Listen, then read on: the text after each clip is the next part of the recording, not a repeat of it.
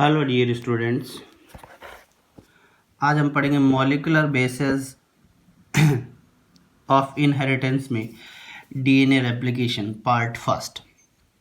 आज हम लोग डीएनए रेप्लिकेशन के बारे में पढ़ेंगे पार्ट फर्स्ट, और इसमें सबसे पहले हम लोग एंजाइम का डिस्कशन करेंगे कि डीएनए रेप्लिकेशन में कौन कौन से एंजाइम्स काम आते हैं। तो सभी एंजाइम्स को एक साथ में पढ़ेंगे।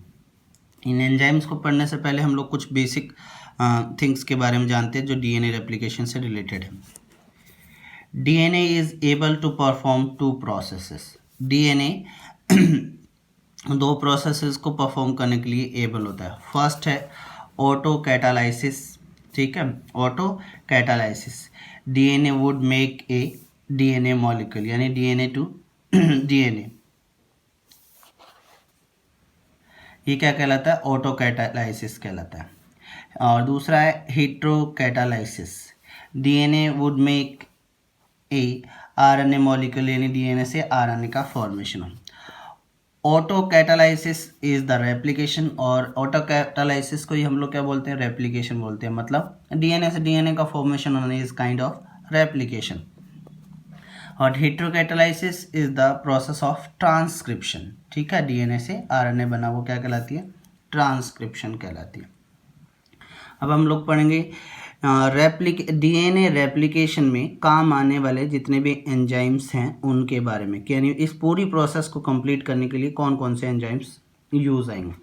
Enzymes which needs in DNA replication, enzymes जो डीएनए रेप्लिकेशन में रिक्वायर्ड होते हैं। सबसे पहले हेलिकेज एंजाइम, ठीक है, हेलिकेज एंजाइम ओपन या unwind the DNA helix by breaking the hydrogen bonds. तो डीएनए कैसा होता है? डबल स्टैंडर्ड होता है, ठीक है, डबल स्टैंडर्ड होता है और उसकी स्ट्रैंड्स कोइल्ड रहती हैं, ठीक है, हेलिक्स बनाती है एक स्ट्रक्चर, हेलिकल स्ट्रक्चर में रहती है डीएनए की। और किस वजह से? क्योंकि उनके बीच में हाइड्रोजन बॉन्डिंग होती है। अनवाइंड का मतलब खोलना, या ओपन का मतलब भी क्या होता है? खोलना ही होता है। अनवाइंडिंग का मतलब क्या होता है?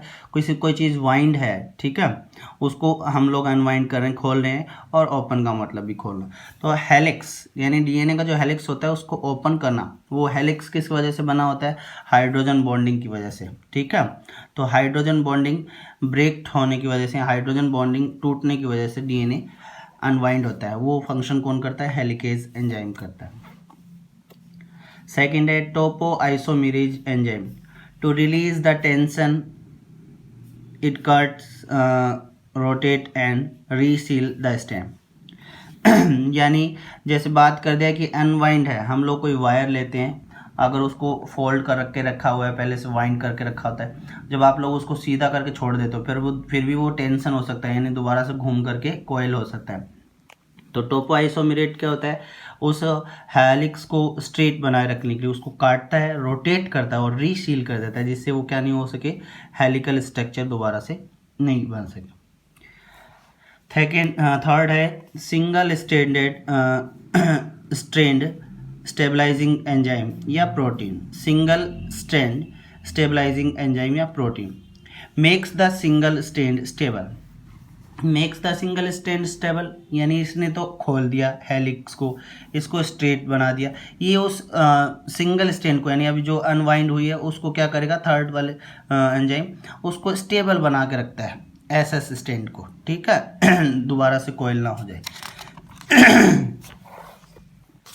नेक्स्ट है ligase. Ligase join the DNA fragments. जब यानी क्या बात करते हैं कि इट मीन्स रेप्लिकेशन होता है तो डीएनए के छोटे छोटे फ्रेगमेंट्स होते हैं, टुकड़े किए जाते हैं नया फॉर्मेशन करने के लिए। तो उनको ज्वाइन करने के लिए जिस एंजाइम का यूज़ लिया जाता है डीएनए फ्रेगमेंट्स को जोड़ने के लिए, उसको लाइगेज एंजाइम बोलते हैं। नेक्स्ट है डीएनए पॉलीमरेज फर्स्ट। अब ये ध्यान रखना है कि फर्स्ट सेकंड थर्ड जैसे भी आता है उसी हिसाब से उसी ऑर्डर में लिखने, क्योंकि इन सभी एंजाइम्स के वर्क अलग अलग होते हैं। DNA polymerase first helps in the removal of primers and filling the gap. ये क्या करते हैं? इससे पहले हम लोग एमआरएनए की स्ट्रक्चर के बारे में पढ़ रहे थे, एमआरएनए फॉर्मेशन पढ़ रहे थे, तब देख रहे थे कि एक्सॉन्स और इंट्रॉन्स का रिमूवल होता है, तो उन गैप्स को फिलिंग करने के लिए इस एंजाइम का यूज़ लिया जाता है। Helps in removal of primers and filling the gap, ये प्राइमर्स को हटाता है, रिमूव करने से मतलब हटाने का काम करता है, और जो गैप होती है उसको फिल करने का फंक्शन करता है। नेक्स्ट है primase, helps in primer synthesis. ये प्राइमेज एंजाइम क्या करता है, प्राइमर सिंथेसिस में प्राइमर को सिंथेसिस करने के लिए हेल्प करता है। अब प्राइमर क्या होते हैं, प्राइमर होते हैं small fragments of RNA, RNA के स्मॉल फ्रेगमेंट्स होते हैं। बेसिकली नॉर्मली बोल सकते हैं हम लोग 20 न्यूक्लियोटाइड्स का एक शॉर्ट सीक्वेंस होता है, ठीक है। Primase helps in primer synthesis, primer synthesis में हेल्प करता है। और प्राइमर क्या होते हैं, स्मॉल सेगमेंट ऑफ आरएनए होते हैं, बेसिकली 20 न्यूक्लियोसाइड्स का एक स्मॉल सेगमेंट होता है। अब DNA dependent RNA polymerase primer, ये प्राइमर कैसा है, DNA dependent RNA polymerase primer है, ठीक है।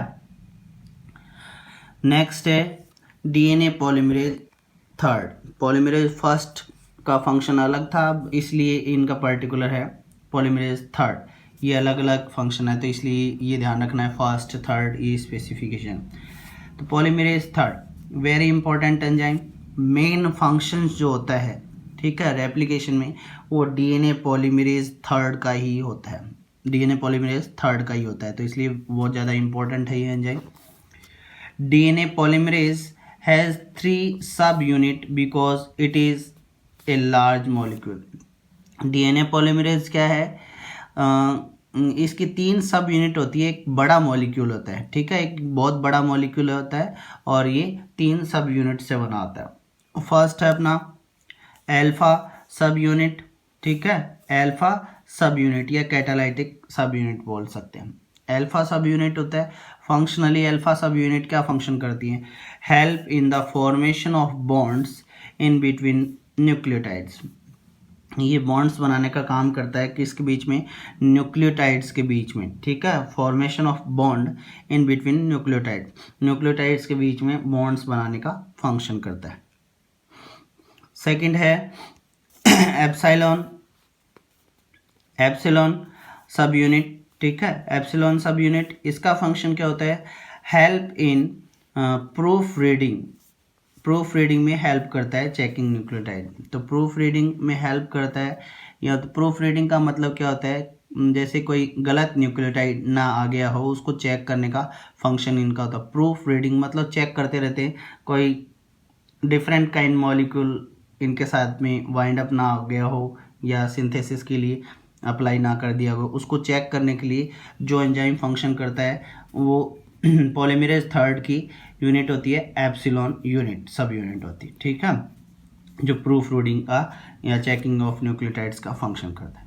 नेक्स्ट है B2, ठीक है, बीटा टू सब यूनिट, बीटा टू सब यूनिट, ये तीसरी सब यूनिट है डीएनए पॉलीमरेज एंजाइम की, और इनका फंक्शन क्या होता है, स्लाइडिंग क्लैंप लाइक सब यूनिट, स्लाइडिंग क्लैंप लाइक सब यूनिट, स्लाइडिंग क्लैंप सब यूनिट से मतलब क्या है, स्लाइड का मतलब खिसकाने का जो फंक्शन होता है वैसे फंक्शन का वर्क करती हैं। और ये स्लाइड किसको करवाता है, इट मीन जो प्राइमर्स होते हैं वो रिमूवल करने के लिए स्लाइड करवाना, वो फंक्शन इनका ही पर्टिकुलरली बोल सकते हैं। होल्ड 2 स्ट्रैंड्स, स्लाइडिंग क्लैंप ये 2 स्टैंड्स को होल्ड करके रखता है, ठीक है, सॉरी, डीएनए पॉलीमरेज 2 स्टैंड्स को होल्ड करके रखता है। होल्ड 2 स्टैंड्स, B2 का जो सब यूनिट है स्लाइडिंग क्लैंप्स, ये दो स्टैंड्स को होल्ड करके रखता है, स्लाइडिंग क्लैंप्स, ठीक है। Important about DNA polymerase third, DNA polymerase से रिलेटेड और भी कुछ इंपॉर्टेंट थिंग है, it can replicate both the stands simultaneously, यानी दोनों ही स्टैंड्स को एक साथ में रेप्लिकेशन करने के लिए कैपेबल। नेक्स्ट है phosphorylase, phosphorylase enzyme, phosphorylase enzyme का फंक्शन क्या होता है? Addition of phosphate monophosphate into the triphosphate. ये फॉस्फेट का एडिशन करता है। क्यों? जब रेप्लिकेशन स्टार्ट होता है तो फॉस्फेट कैसी होती है, उसके अंदर मोनोफॉस्फेट होती है, और उसको एडिशन करके यानी नए फॉस्फेट को एडिशन करके कैसे किस में कन्वर्ट करता है? ट्राइफॉस्मिक फॉस्फेट में कन्वर्ट करता है। लास्ट है nucleus help in proof reading. Nucleus भी एप्सिलॉन सब यूनिट के जैसे क्या करता है? प्रूफ यूनिट का फंक्शन प्रूफ रीडिंग का फंक्शन करता है। तो न्यूक्लियस और एप्सिलॉन सब यूनिट जो डीएनए पॉलीमरेज की थर्ड यूनिट है, ये दोनों क्या करते हैं? सेकेंड यूनिट है, ये दोनों क्या करते हैं? न्यूक्लियस और एप्सिलॉन सब यूनिट दोनों ही प्रूफ रीडिंग का फंक्शन करते हैं। ये आज का हमारा टॉपिक था डीएनए रेप्लिकेशन पार्ट फर्स्ट में enzymes which needs in DNA replication. Thank you.